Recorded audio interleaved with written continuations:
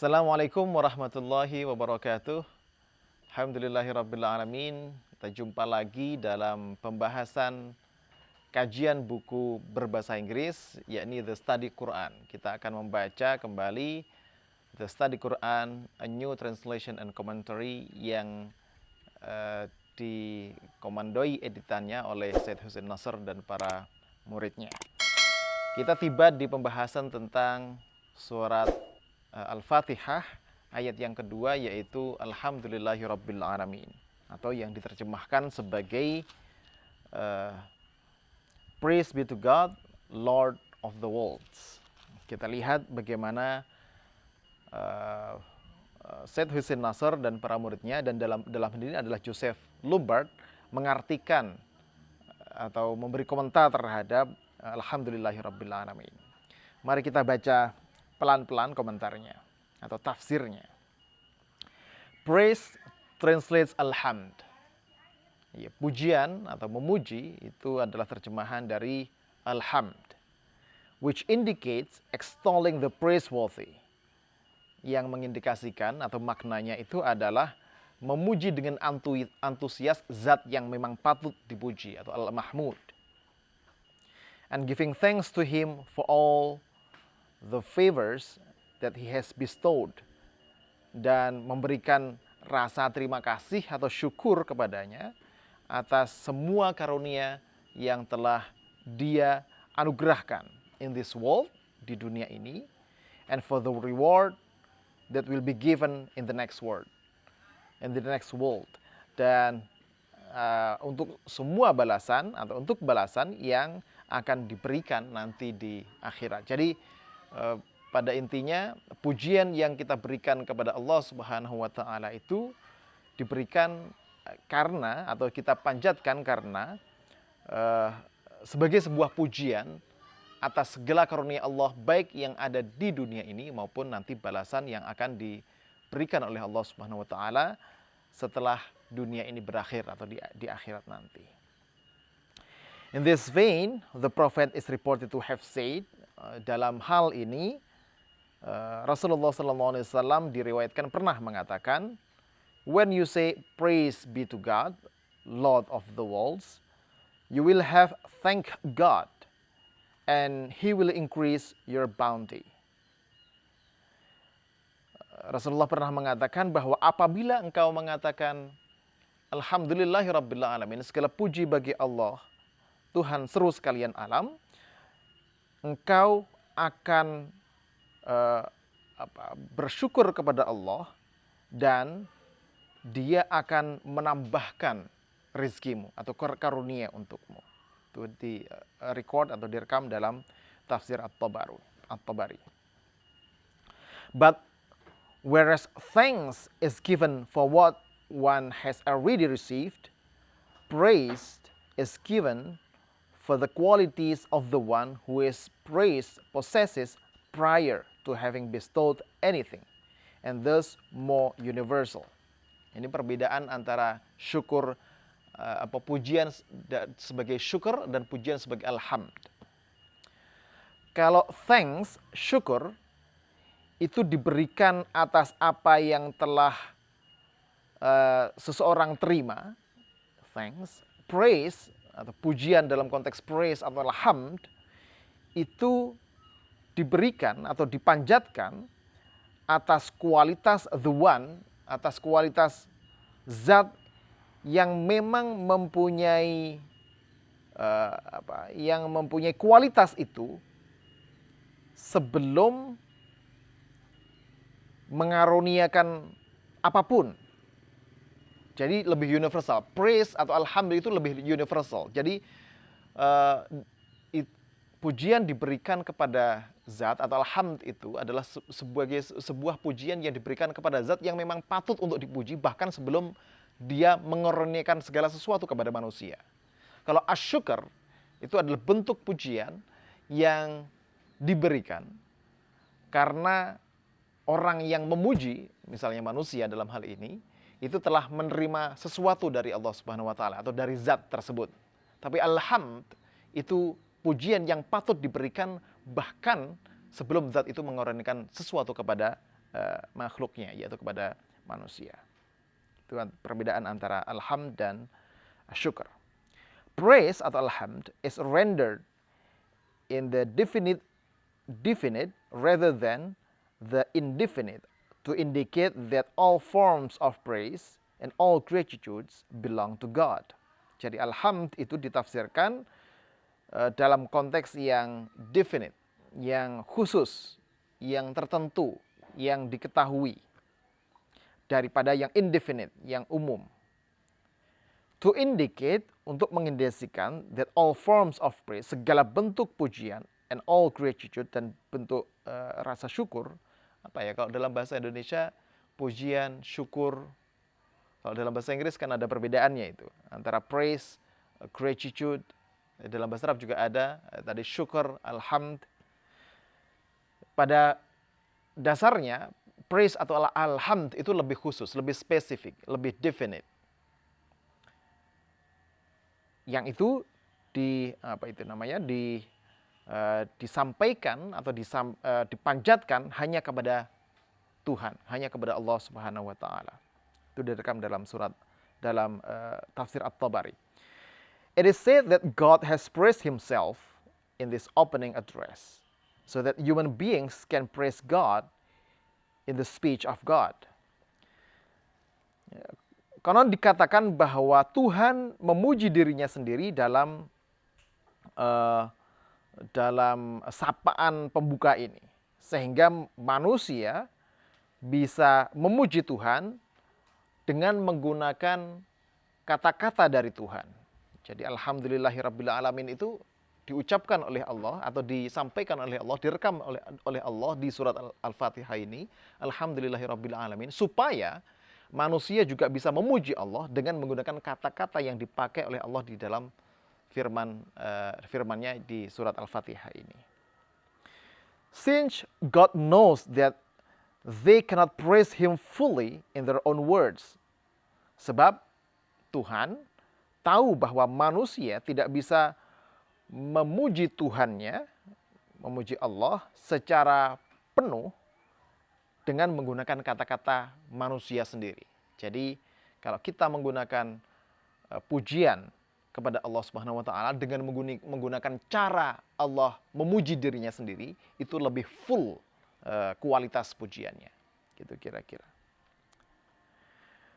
Regarding the inability of human beings to praise God fully, the prophet is reported to have addressed God saying, "There is no way to enumerate the praise due to thee, thou hast praised thyself." Dalam konteks ketidakmampuan manusia untuk memuji Tuhan secara penuh ini, Rasulullah diriwayatkan pernah mengatakan tentang Tuhan. Beliau bersabda, "There is no way to tidak ada jalan atau tidak ada cara untuk bisa menghitung atau untuk memuja kepadamu, kepada Tuhan. Thou hast praised thyself. Engkau adalah engkau yang engkau puji dengan caramu, yang engkau puji dirimu sendiri." Jadi itu untuk menerangkan bahwa Tuhan adalah Tuhan sebagaimana yang Tuhan puji dirinya sendiri.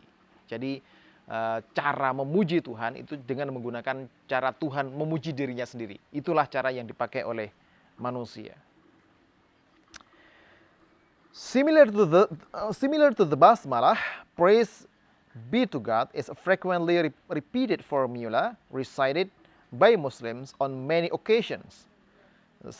Hampir sama dengan basmalah, alhamdulillah atau alhamdulillah ini adalah sesuatu yang sering diulang-ulang pembacaannya oleh kalangan Muslim dalam segala kesempatan, throughout their daily lives, selama kehidupan sehari-hari mereka. But whereas alhamdulillah is employed to consecrate a deed at its beginning, saya ulangi ini. But whereas the basmalah is employed to consecrate a deed in its beginning, at its beginning, praise be to God is employed to thank God for an act or an event upon its completion. Cuma bedanya di sini, bahwa basmalah itu dipakai untuk memulai perbuatan pada permulaannya. Alhamdulillah dipakai untuk memuji Allah untuk aksi atau kegiatan setelah selesai kegiatan tersebut. According to the traditional Islamic etiquette, menurut etiket atau adab tradisional Islam, whenever one is asked how one is feeling, the correct response should be praise be to God, no matter one's condition. Ya, menurut adab tradisional Islam, ketika seseorang ditanya bagaimana rasanya, bagaimana keadaanmu, maka respon yang benar itu, respon yang tepat itu adalah harusnya alhamdulillahirabbil alamin, atau segala puji bagi Allah Subhanahu wa taala, apapun kejadiannya, no matter one's condition, apapun kondisinya. Termasuk misalnya hari ini kita berada di Kaliurang, hujan baru saja turun, rintik-rintik mungkin bisa didengar di sana, maka respon yang tepat untuk itu adalah alhamdulillahirabbil alamin. Segala puji bagi Allah Subhanahu wa taala dalam kondisi apapun, gitu. Reference is made to God as the Lord throughout the Quran and the Lord of the worlds some 42 times. Penyebutan alhamdulillahirabbil alamin ini di dalam Al-Qur'an, di seluruh Al-Qur'an itu disebutkan kurang lebih ada 42 kali. Lord renders Rabb. Terjemahan Tuhan di sini itu adalah arti dari kata Rabb,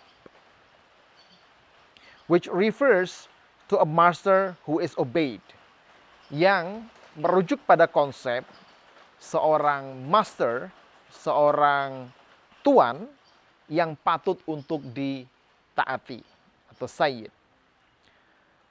Tuan who puts matters in their proper order.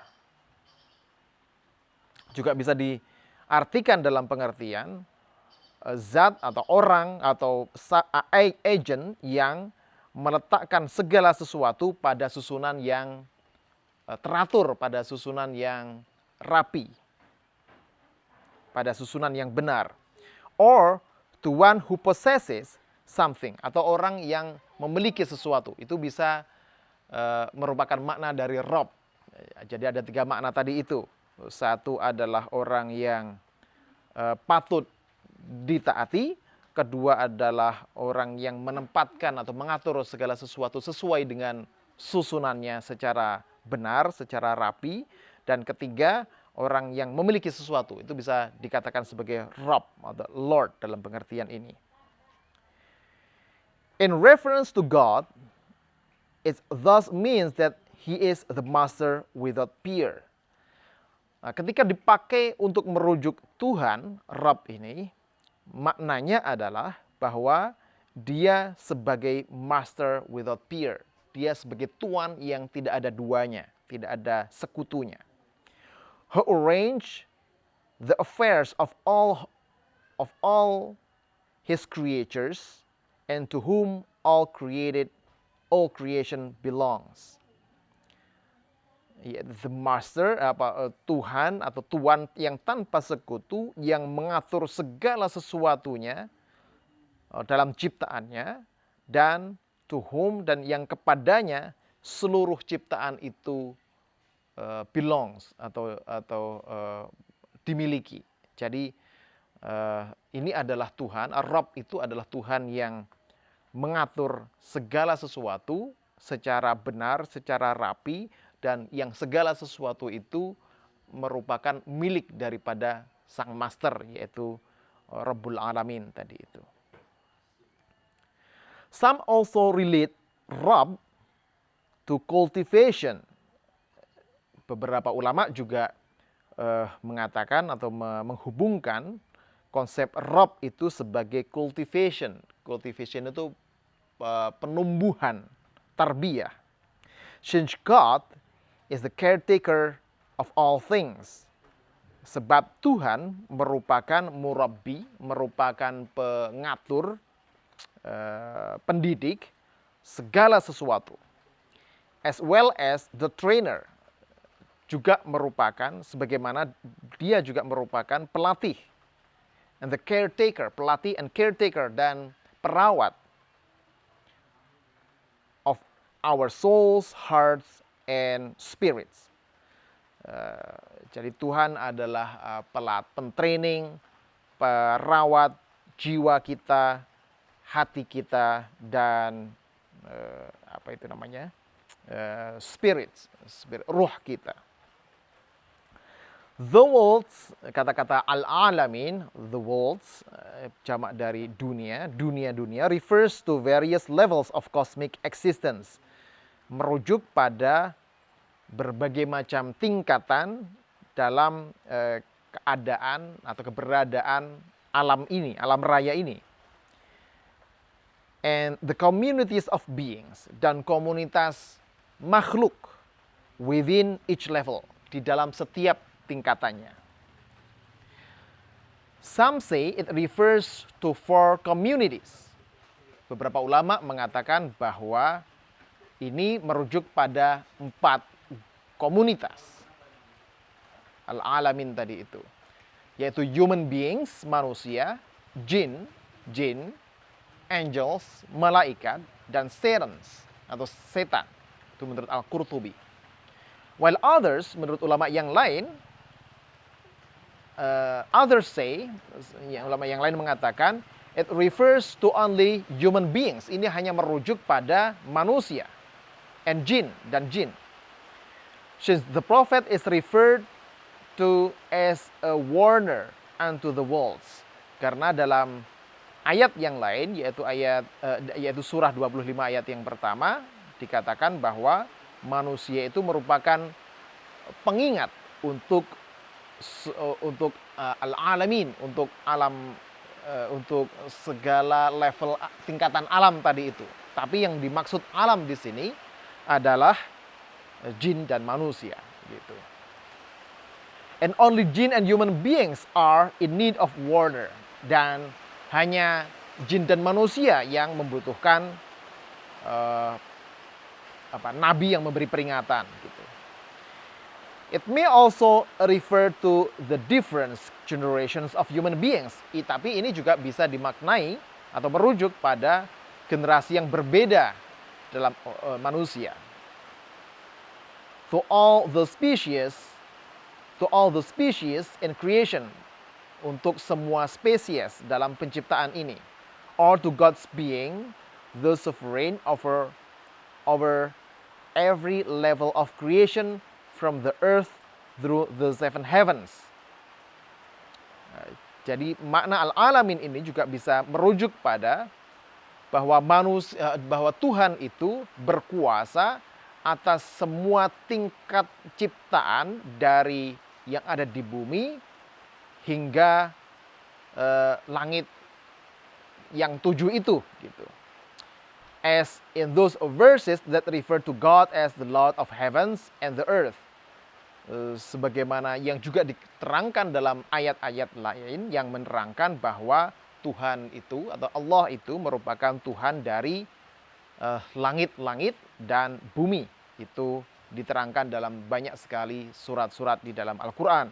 Di antaranya adalah Quran surah ke-13, ayat ke-16, dan seterusnya. Bisa dicek sendiri di rujukannya di dalam tafsir ini. Thus, some say that in the most universal sense, the worlds refer to all existent things other than God. Jadi, beberapa ulama mengatakan bahwa dalam makna yang paling universal, al-alamin itu, the worlds, itu merujuk pada semua makhluk selain Allah Subhanahu wa Ta'ala. Jadi tidak hanya di bumi, tidak hanya di seven heavens, tidak hanya di 7 langit itu, tapi semua eksisten yang bukan Allah itu adalah al-alamin. Mungkin ini yang berkesesuaian kalau para ilmuwan astronom terkini modern itu kan mengatakan bahwa tata surya itu bukan hanya tata surya di galaksi Bima Sakti yang pusat tata suryanya adalah matahari. Makanya sebutannya bukan universe, terjemahan dari al-alam itu, tapi multiverse, al-alamin. Makanya di alhamdulillahirabbil alamin ini sesungguhnya bisa juga dimaknai dalam konteks ini tadi the Lord of multiverse, bukan the Lord of universe, tapi universe karena banyak sekali alam-alam di luar juga galaksi Bima Sakti ini. Baik, kita teruskan. In this vein, the commentator Fakhruddin Ar-Razi note that there is infinite space beyond this world. Bahkan mufasir generasi di abad pertengahan juga mengatakan begini. Mufasir Fakhruddin Ar-Razi mengatakan bahwa ada ketidakterbatasan, ruang yang tak terbatas di luar atau di luar alam raya ini. Jadi al-alamin ini ada sesuatu yang infinite space, ada ruang yang tak terbatas beyond, di luar alam raya yang kita hidupi ini. And that God can actualize all possibilities, even worlds and universes of which we have no knowledge. Yang Tuhan, yang Allah bisa membuat segala macam kemungkinan, bahkan alam-alam atau tata surya yang kita tidak punya pengetahuan tentangnya. Jadi Allah punya kuasa dan kemampuan untuk membuat segala sesuatu di sana. The verse thus refers to God being the Lord of all that can be seen or imagined, and all that cannot be seen or imagined by human beings.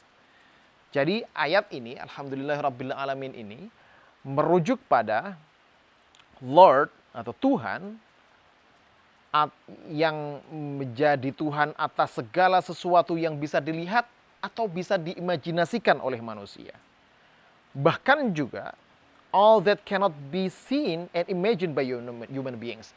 Bahkan juga Tuhan yang tidak atas segala sesuatu yang tidak bisa dilihat dan tidak bisa diimajinasikan oleh manusia. Jadi beliau atau Allah Subhanahu wa taala tetap adalah Tuhan atas segala sesuatu itu tadi. In this sense, the verse conveys that God is the Lord of all space. Dalam hal ini, dalam pengertian ini, ayat ini mengandung makna bahwa Allah itu adalah Tuhan segala space, segala ruang. Not only physical space, bukan hanya ruang yang fisik ini, and therefore of all that exists, segala sesuatu yang ada, no matter what the nature of that existence may be, bagaimanapun hakikat dari yang ada itu.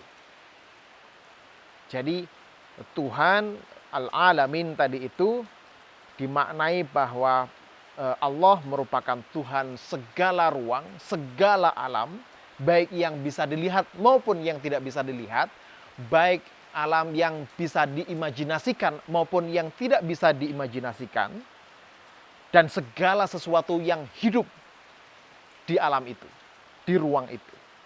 Gitu. Maka di ayat lain, di surah ke-17 ayat 44, Allah mengatakan, there is nothing save that it hymns his praise. Apa itu namanya?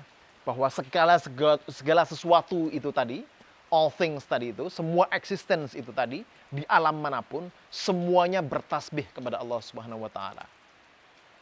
Tapi persoalannya manusia tidak mengetahui bentuk dan cara mereka bertasbih. Jadi alam bertasbih, air bertasbih kepada Allah Subhanahu wa taala. pohon-pohonan bertasbih kepada Allah Subhanahu wa taala.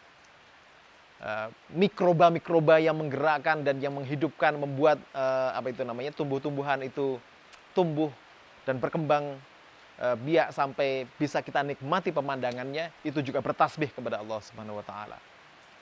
Maka kita pun mengakhiri edisi kita kali ini juga dengan membaca Alhamdulillahirabbil alamin. Kita ketemu lagi di pertemuan berikutnya insyaallah. Wassalamualaikum warahmatullahi wabarakatuh.